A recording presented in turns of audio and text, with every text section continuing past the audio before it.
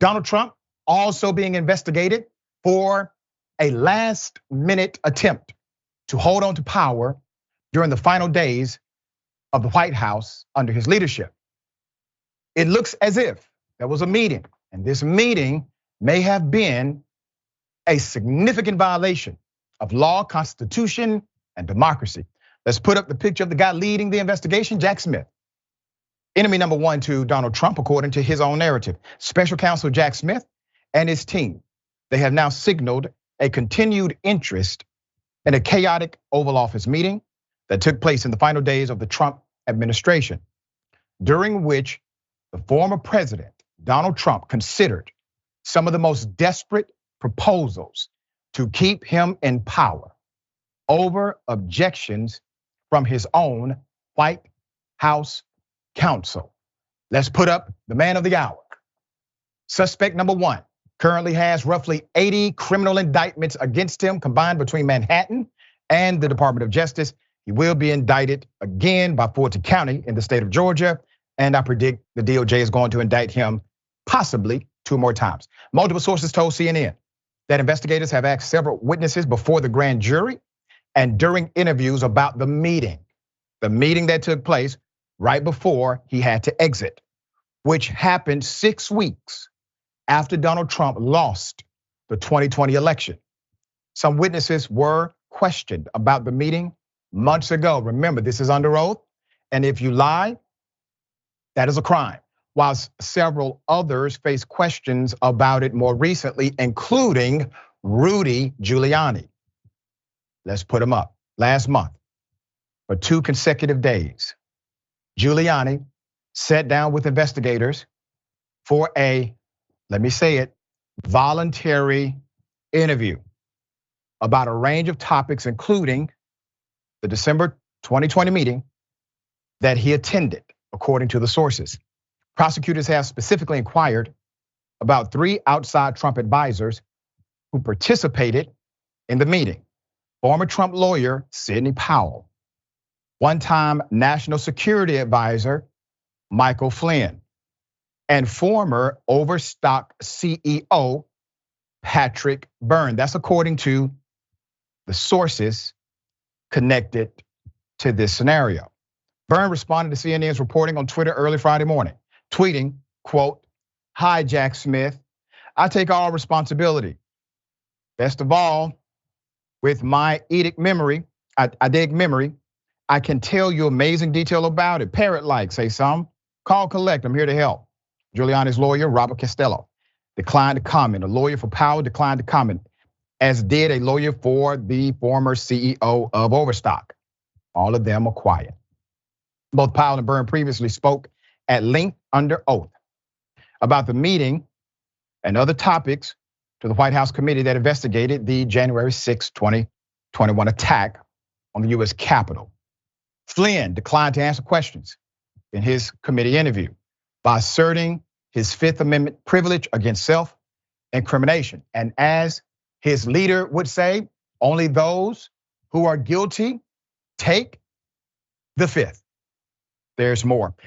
The special counsel's sustained interest in the chaotic episode comes as Smith's team appears to be nearing charging decisions in the investigation in efforts to overturn the election results. Investigators are still gathering evidence, reaching out to new witnesses in recent weeks and working to schedule interviews.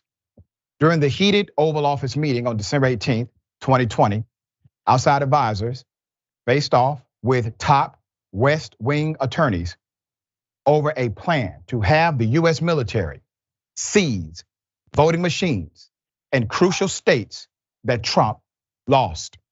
They also discussed naming Powell as special counsel to investigate supposed voter fraud, and Trump invoking martial law as part of his efforts to overturn our very democracy.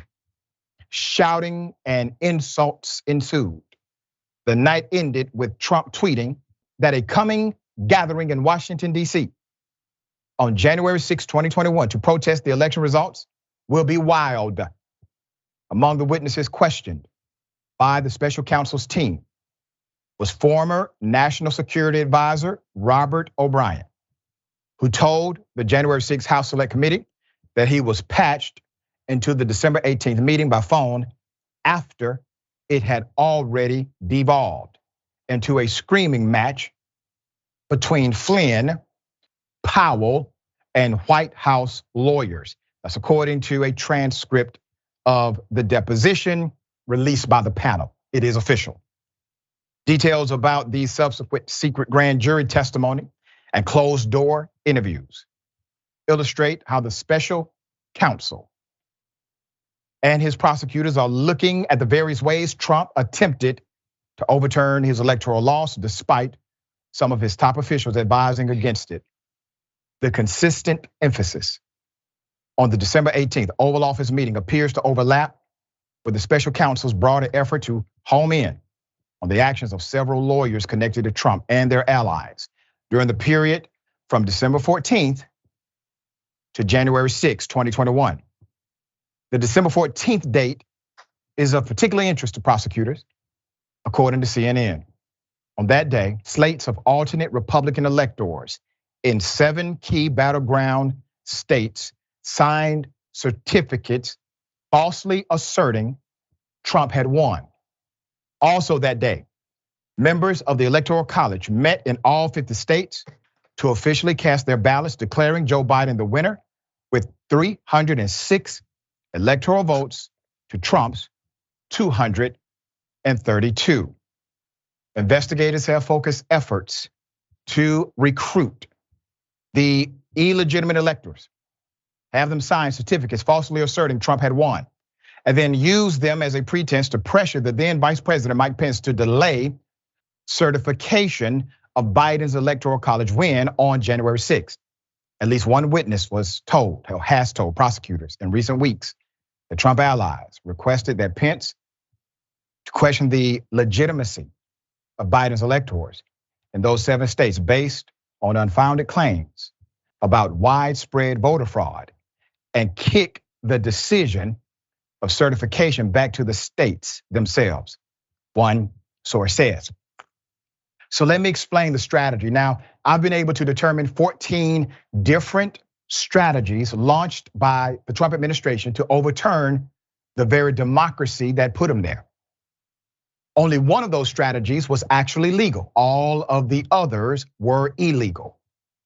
The reason why the timing dynamic was important is because if the vice president does not certify within that time frame on January 6th, based on the wording of the Constitution, you have now gone into a constitutionally undefined territory.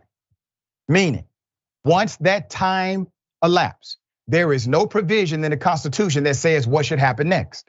That makes it undefined in the Constitution. But that is the perfect place for somebody like Trump to declare martial law, to declare executive action, to declare remedies that do not fit the spirit nor form of democracy we have. But he wanted that undefined space. A delay from Mike Pence would have created it. That is why also he called, in my opinion, for the assassination of Pence. Once it was known that Pence was going to sign and certify the Electoral College, he tweeted that Pence has betrayed us only after he was told by Secret Service that a mob was yelling, "Hang Mike Pence." Why? Because if Mike Pence is immobile, if Mike Pence has been restricted or, dare I say, dead, he does not have the opportunity to certify those results, and it goes to the place of undefined constitutional territory. I think that is the genesis and will be the conclusion of this particular investigation. Sharon, a lot of there. This man corrupt to the core. We've been saying it for years. Now the expression of it comes full circle. What say you? What you laid out is chilling. It's also the MO of a dictator, Hugo Chavez, someone else who tricked both the rich and the poor into believing his rhetoric instead of his policies. I don't think it's a stretch that he would have preferred Mike Pence to either do his bidding or perhaps die. Yep. I think we have to pay attention to that, Dr. Richey. This is so serious, and I don't know that we yet, all these years later, have a full grasp of what he was up to. I agree 100%. I think 20, 30 years down the line, we're going to continue to hear some of the most extreme stories from this administration and their activity.